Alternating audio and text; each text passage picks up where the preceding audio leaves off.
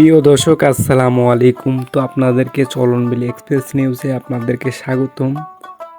তো আজকে আমরা উপস্থিত হয়েছি সিরাজগঞ্জ জেলার তারাস উপজেলার বারুহাঁস ইউনিয়নে বারুহাঁস গ্রামে। তো এইখানে প্রতি বছরই গরুর হাট বসে কুরবানির আগে। তো এই হাটটা দেখা যাচ্ছে কুরবানির 1 মাস আগে থেকে এই হাটটা শুরু হয়।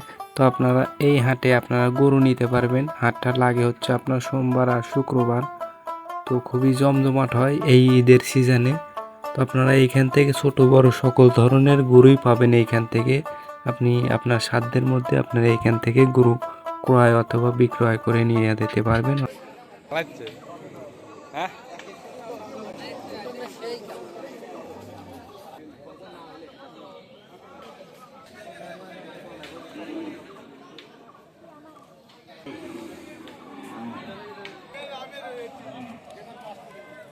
কোনে মানছে